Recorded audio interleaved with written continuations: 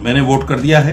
दिल्ली में किसकी सरकार बने इसके लिए मैंने ये वोट भारतीय जनता पार्टी को किया है। जिंदगी में पहली बार मैंने भारतीय जनता पार्टी को वोट किया है। अब क्वेश्चन ये है कि ऐसी क्या, हमें उसको लफ्ज नहीं बोलना चाहिए कि मोदी साहब जो है वो हमेशा जीत जाते हैं। क्या इनको पता नहीं था कि मोदी मुसलमानों को मार रहा था, कातिल था?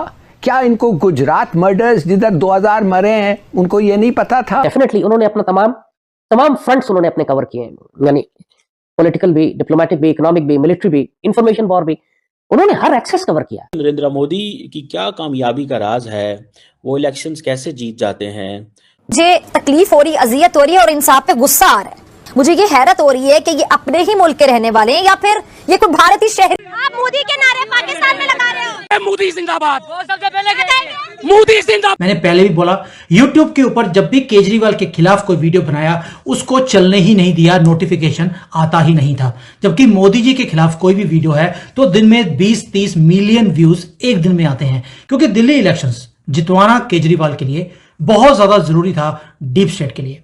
अब एक मुद्दा वो था जिसकी आपने तस्वीरें देखी होंगी कि कैसे बेड़ियों में बांधकर हमारे लोगों को जो इलीगल्स थे उनको भारत में भेजा गया।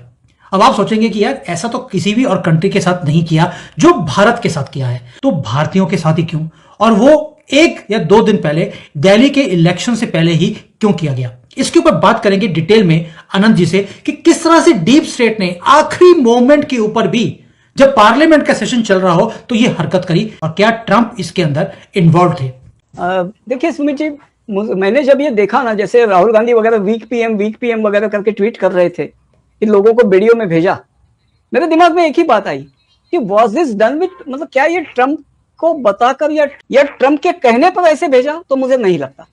और जानबूझकर जब दिल्ली का चुनाव सर पर हो, पार्लियामेंट चल रहा हो, तभी ये किया जाए, ये मेरे लिए एक बहुत, देखिए down the line Trump has not yet, Trump ने जस्ट टेक ओवर किया है, अभी सिस्टम साफ करना बाकी है।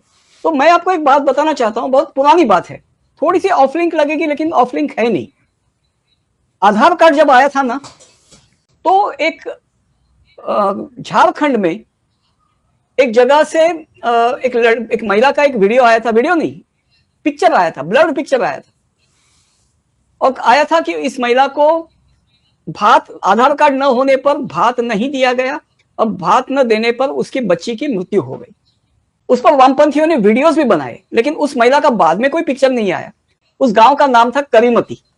मतलब यह है कि वहां से किसी ने पिक्चर भेजा, नो चैनल वेंड, कोई चैनल वहां जाकर उस महिला को इंटरव्यू करना वगैरह नहीं गया, लेकिन ये कहा गया।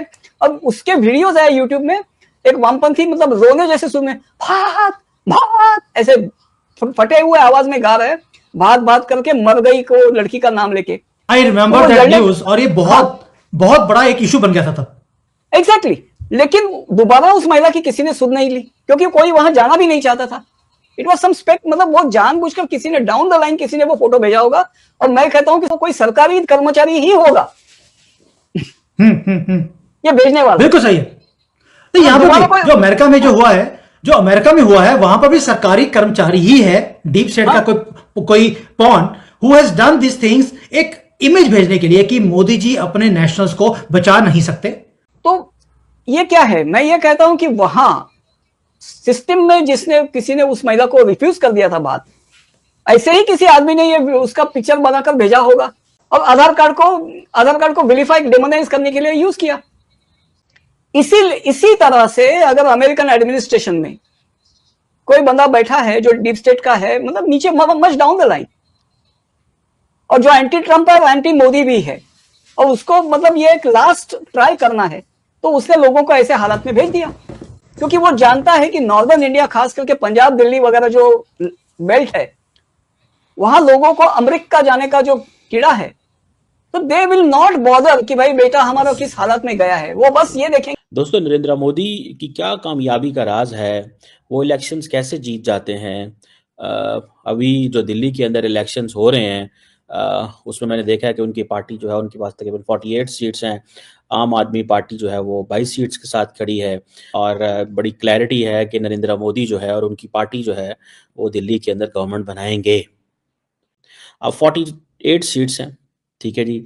70 मेंबर की लेजिस्लेटिव असेंबली है, आम आदमी पार्टी के पास 22 सीट्स हैं as per the election commission of India का ये जो डाटा है, ठीक है जी। अब ये आपको पता है दिल्ली जो है ये इसको बोलते हैं ये फेडरली एडमिनिस्ट्रेटेड टेरिटरी है, जैसे इस्लामाबाद है पाकिस्तान के अंदर, और आम आदमी पार्टी 2013 से रूल कर रही है और उनका कहते हैं कि जो बड़ा रिकॉर्ड है वेलफेयर का, दिस एंड दैट, इस तरह की चीज़ें। अब क्वेश्चन ये है कि ऐसी क्या, हमें उसको लफ्ज़ नहीं बोलना चाहिए लेकिन मैं बोल लेता हूँ just to enhance your vocabulary.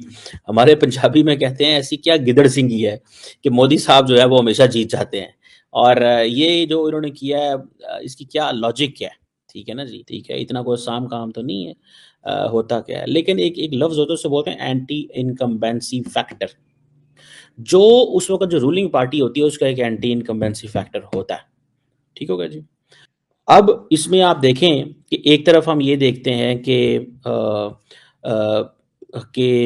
जो इंटरनल चैलेंजेस भी हैं, जैसे मैंने कहा करप्शन की वजह आ गई, अब 10 साल से वो हैं, 2013 से थे तो एक था ये, वैसे एंटी इनकम्बेंसी नरेंद्र मोदी के भी थे लेकिन वो जीतते रहे हैं।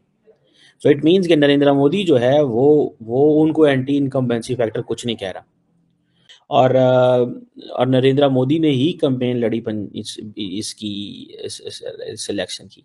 सो ये फैक्टर्स हैं, इसको थोड़ा समझना पड़ेगा।